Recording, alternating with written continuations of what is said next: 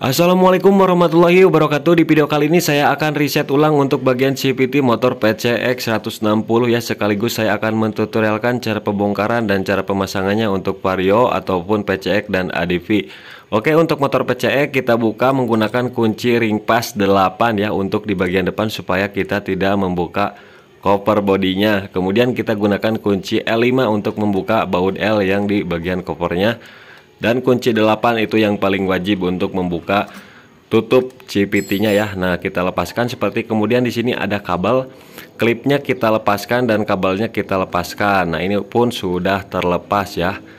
Kemudian tinggal kita buka di bagian depan itu menggunakan kunci ring pas ya. Kalau pakai kunci ring pas itu agak sulit, mendingan teman-teman pakai kunci ring ya supaya lekukannya lebih enak. Nah, ini udah terlepas, tinggal kita buka untuk semua bagian baut-bautnya ya menggunakan kunci 8T. Nah, setelah itu baru kita lepaskan ya. Nah, udah terlepas ya teman-teman seperti ini. Dan ini pun kemarin udah saya pernah bongkar ya. Kita bongkar lagi. Kemudian mur yang depan kita buka menggunakan kunci 22. Kita lepaskan. Kalau misalkan kita mau bongkar rollernya saja, cukup kita membuka bagian mur depan saja, nggak perlu membuka mur puli belakang.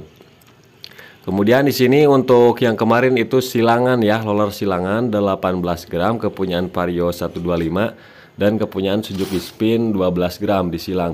Namun di sini saya buka mur yang belakang soalnya saya mau lihat apakah kampas gandanya sudah napak sempurna atau tidak. Nah, di sini kampas gandanya tinggal beberapa persen lagi ya, belum napak sempurna.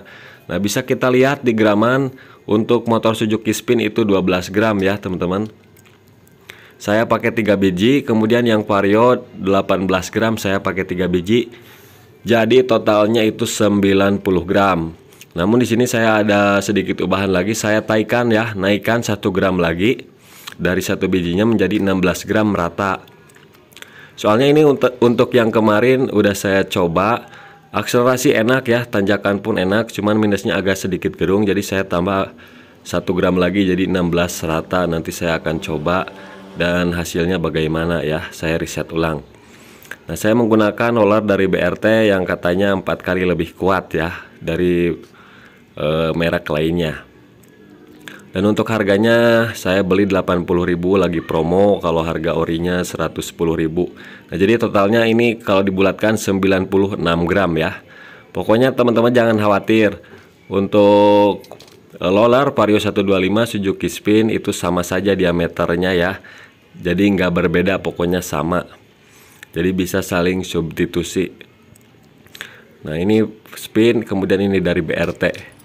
Oke, dan ini kita mau ganti menggunakan SRP. Kita coba apakah masuk atau enggak ya. Soalnya ini buat PCX enggak, atau buat PCX 150 ataupun 160. Kita coba aja jajal. Kita lepaskan supaya lebih kuat ya, anti kelotok-kelotok. Nah, jadi slider SRP itu lebih kuat dibanding bawaan pabriknya. Bisa juga menggunakan slider DR puli ya. Karena dari segi bahannya pun sudah beda tuh. Ada yang hitam, kemudian ini warnanya semu coklat. Nah, dan di sini untuk SRP menurut saya tidak cocok teman-teman. Nggak tahu ini kepunyaan PCX 150 mungkin ya. Soalnya ini agak sedikit goyang teman-teman tuh. Jadi ini nggak bakalan benar ya. Pasti nantinya bakalan kocak-kocak lagi, sama saja. Jadi saya tidak ganti untuk slidernya karena ini kocak. Jadi saya pasangkan lagi yang bawaannya karena ini pun belum kocak parah ya, karena masih baru juga teman-teman. Kalau misalkan udah kelotok-kelotok nanti saya ganti lagi menggunakan khusus buat PCX 160. Dari segi bentuk mah kayak sama aja ya, sama tuh. Sekilas sama, tapi setelah dipasang itu beda, ada sedikit kekocakan. Jadi tidak presisi. Ini kayaknya untuk PCX 150. Nah, jadi teman-teman bisa tahu ya di video ini bahwasanya slider PCX 150 tidak presisi di PCX 160 tuh. Bisa teman-teman lihat. Ini kocak banget, jadi nggak saya pasang. Kita pasangkan aja yang standarnya ya. Karena ini masih bagus juga. Kemudian di sini udah saya kasih gemuk sedikit, kemudian tinggal kita pasang. Bosnya hati-hati, sealnya jangan sampai melipat ataupun rusak ya. Kemudian kita pasang rollernya. Nah, yang ada stopper ataupun teflon itu dihadapkan berlawanan arah jarum jam semuanya ya. Jadi berhadapan, menghadapnya ke kiri semua. Itu sesuai pabrikan dan sesuai logika supaya rumah roller tidak cepat aus. Karena saya pernah dibully, katanya pemasangan cara begini salah, padahal ini udah yang paling benar ya teman-teman. Ini yang paling benar. Pokoknya teman-teman gak usah ragu ya, ini udah paling benar. Dan pastikan ini gapnya bagus ya, gapnya bagus, kemudian lancar, tidak macet, tidak seret. Oke, kemudian tinggal kita pasangkan lagi tutupnya seperti ini, tinggal kita kocak-kocak, jangan sampai kocak. Nah, ini nggak ada kocak sama sekali ya, presisi banget. Tinggal kita lap bekas kotoran-kotoran, takutnya ada gemuk nempel. Kita pasangkan ulang ya teman-teman seperti ini. Kemudian kita pasangkan panbelnya, kita majuin ke depan supaya saat pengencangan tidak terjepit. Pasang kipasnya seperti ini. Kemudian kita pasang ring ya, ring dan mur. Kita kencangkan yang bagian depan dulu, jangan bagian belakang dulu ya. Ini yang benar seperti ini, kita kencengin. Kemudian kita gunakan tracker ya, kita tahan menggunakan tracker. Kemudian saya torsi di angka 60 Nm. Standarnya kan 59 Nm, cuman saya torsi di angka 60 Nm. Sekali jetrek udah cukup ya teman-teman, seperti ini.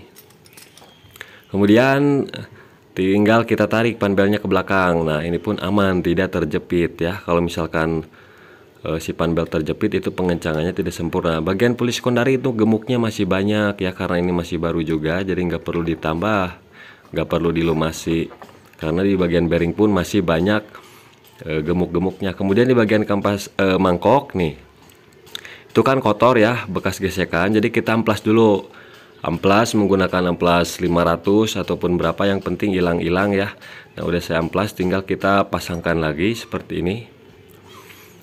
Dan untuk kampas gandanya belum napak sempurna ya, jadi tinggal kita tunggu aja supaya kampas gandanya napak sempurna. Pasang ring dan mur, kemudian saya kencangkan di torsi 49 Nm ataupun 50 Nm ya. Nah, secukupnya aja, standar ya. Oke, tinggal kita coba hidupkan ya teman-teman.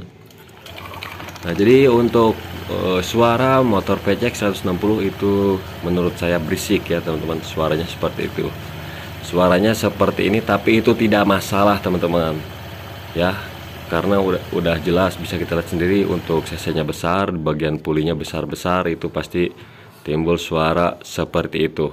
Dan ini pun masih normal-normal saja. Kemudian tinggal kita pasang tutup, perhatikan ada 2 buah Boss Center ya.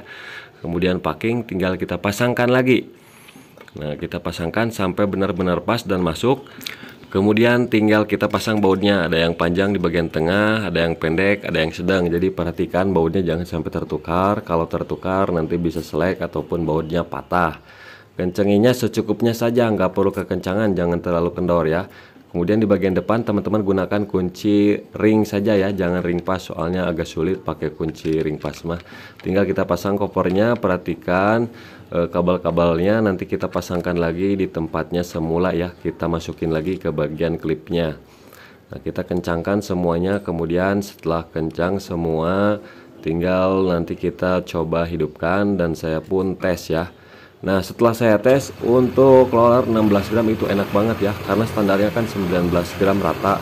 Setelah saya pakai 16 gram rata itu nggak beda jauh sama roller yang sebelumnya ya, yang 18 sama 12 gram. Jadi enak banget buat akselerasi dari 0 sampai dengan 90 km itu cepat banget. Nyalip mobil pun enak ya, nggak ada istilah mengoknya. Pokoknya ini rekomendasi banget, teman-teman bisa coba di rumah ya. Jadi begitulah teman-teman info saya hari ini, mudah-mudahan video ini bisa bermanfaat.